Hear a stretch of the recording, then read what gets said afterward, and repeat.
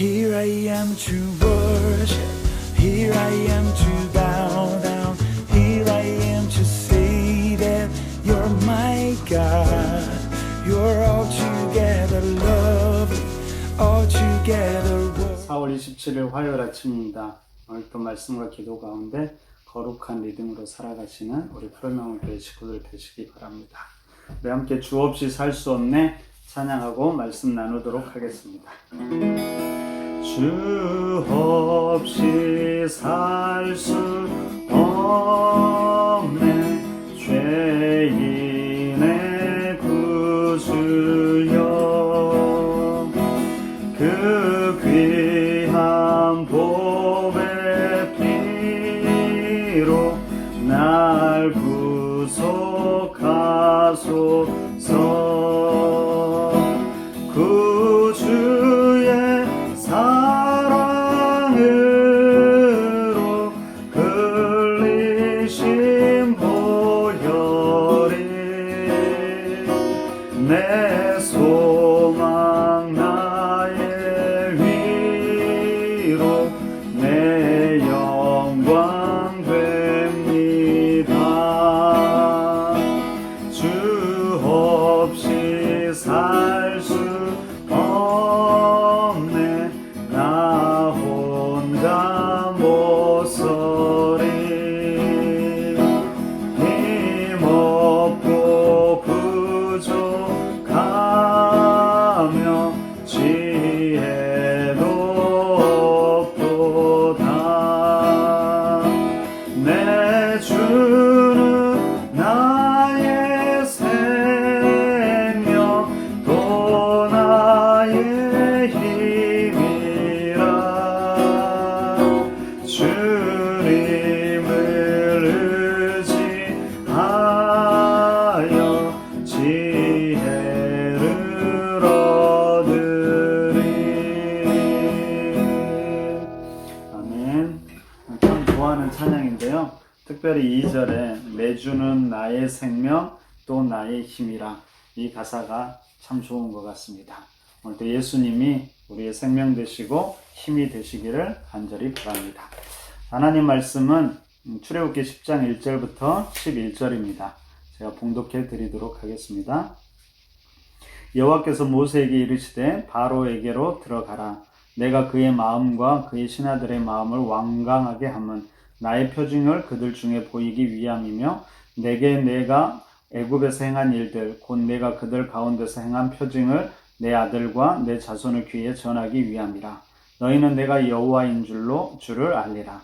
모세와 아론이 바로에게 들어가서 그에게 이르되 히브리 사람의 하나님 여호와께서 말씀하시기를 내가 어느 때까지 내 앞에 겸비하지 아니하겠느냐. 내 백성을 보내라. 그들이 나를 섬길 것이라.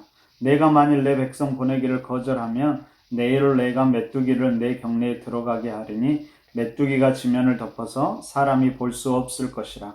메뚜기가 내게 남은 그것 곧 우박을 면하고 남은 것을 먹으며 너희를 위하여 들에서 자라나는 모든 나무를 먹을 것이며 또 내 집들과 내 모든 신하의 집들과 모든 애굽 사람의 집들에 가득하리니 이는 내 아버지와 내 조상이 이 땅에 있었던 그날로부터 오늘까지 보지 못하였던 것이리라 하셨다 하고 돌이켜 바로에게서 나오니 바로의 신하들이 그에게 말하되 어느 때까지 이 사람이 우리의 함정이 되리이까. 그 사람을 보내어 그들의 하나님 여호와를 섬기게 하소서. 왕은 아직도 애굽이 망한 줄을 알지 못하시나이까 하고 모세와 아론을 바로에게로 다시 데려오니 바로가 그들에게 이르되 가서 너희의 하나님 여호와를 섬기라. 갈 자는 누구냐. 모세가 이르되 우리가 여호와 앞에 절기를 지킬 것인즉 우리가 남녀노소와 양과 소를 데리고 가겠나이다. 바로가 그들에게 이르되 내가 너희와 너희의 어린 아이들을 보내면 여호와가 너희와 함께함과 같으니라. 보라 그것이 너희에게는 나쁜 것이니라. 그렇게 하지 말고 너희 장정만 가서 여호와를 섬기라. 이것이 너희가 구하는 바니라. 이에 그들이 바로 앞에서 쫓겨나니라. 아멘. 자, 오늘 본문은 8번째 재앙, 메뚜기 재앙입니다. 여러분 대단한 건 뭘까요? 벌써 8번째 상황인데 똑같은 상황이 계속 반복된다는 것입니다. 이것이 몇 번까지 반복될까요? 여러분 10번까지 반복되지요. 여러분 우리는 애굽에 내린 재앙이 10가지라는 사실을 아니까 이제는 거의 다 끝났다고 생각할 수 있을 것입니다. 근데 당시 바로나 모세는 그렇지 않았지요. 언제 끝날지 몰랐습니다. 그런데도 대단한 것은 여전히 바로가 변하지 않는다는 것입니다. 그렇게 당하고도 변하지 않습니다. 여러분, 이것이 단지 바로만의 문제일까요?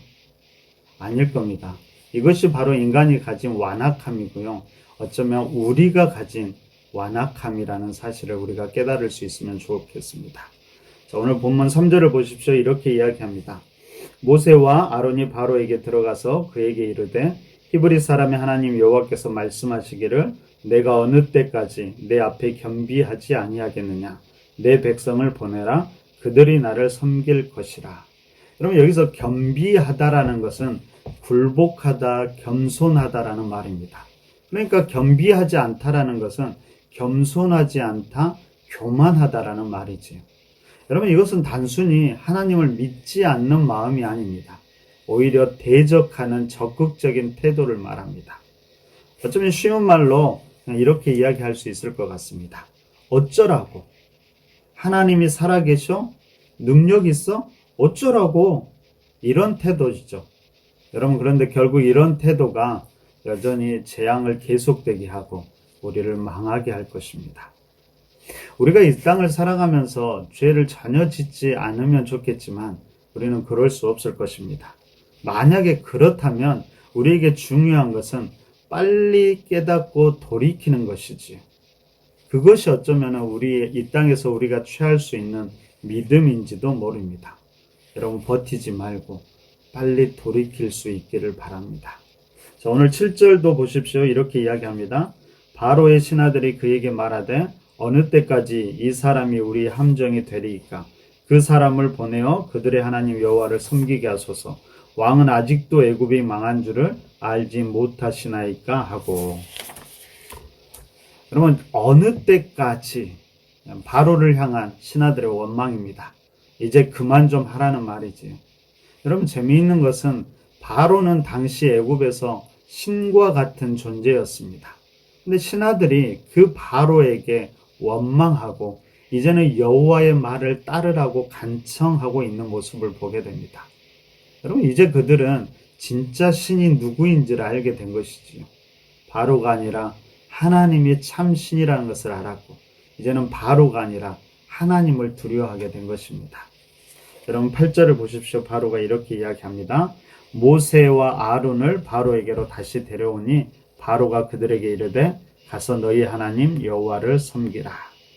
여러분, 드디어 바로도 여호와의 명령을 따라 이스라엘을 내보내는 것 같습니다.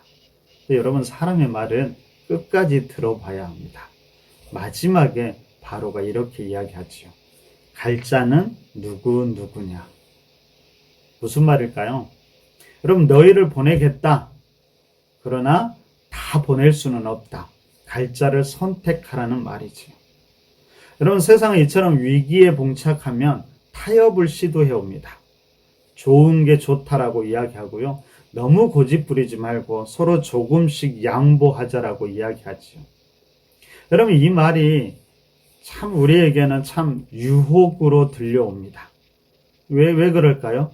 가라고 한 것이잖아요. 이 정도만 해도 어디냐? 이만하면 됐어. 그런 생각이 들기 시작합니다. 근데 여러분, 여기에서 밀리면 안 됩니다. 많은 믿음의 사람들이 잘 견뎌내다가 이 단계에서 그냥 포기하고 맙니다. 왜 그럴까요? 왠지 더 주장하는 것은 고집처럼 느껴지기 때문입니다. 근데 여러분, 오늘 모세를 보십시오. 모세는 그렇게 하지 않고요. 당당하게 요구합니다.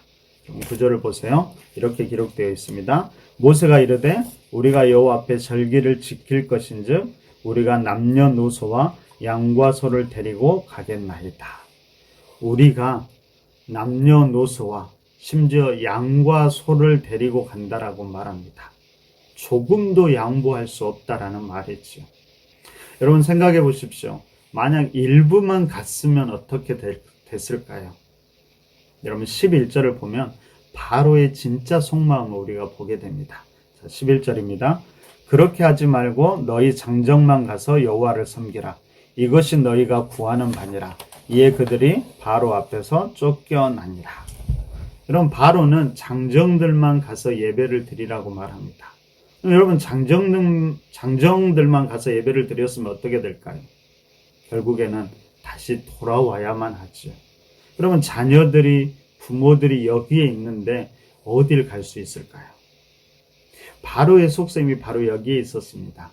생각해주고 말을 따르는 것 같지만 결국은 그들을 붙잡아 두려는 속셈입니다. 여러분, 다시 한번 구절을 보십시오.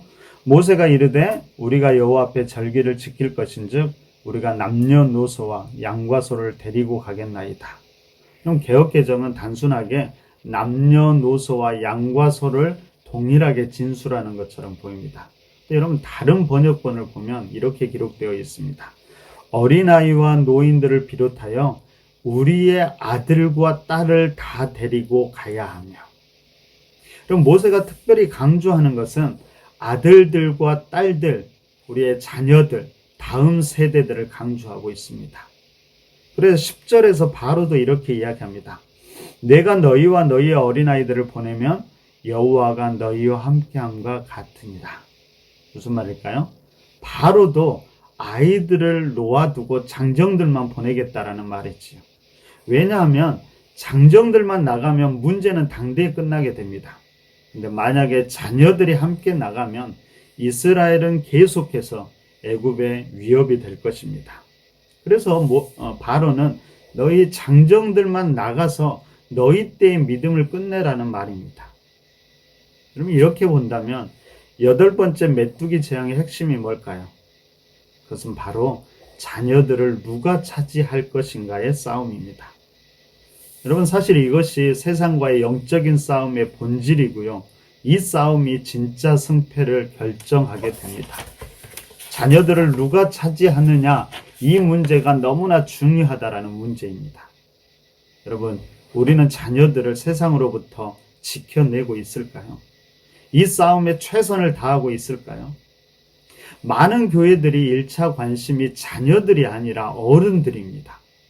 그럼 아니라고 말하지만 실제로 모든 좋은 것들은 먼저 어른들이 차지하지요. 그리고 아이들은 남겨진 것을 누릴 뿐입니다.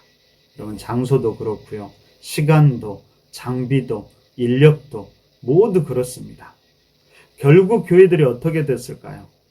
많은 교회에서 청년들이, 교회 학교가 사라져가고 있습니다.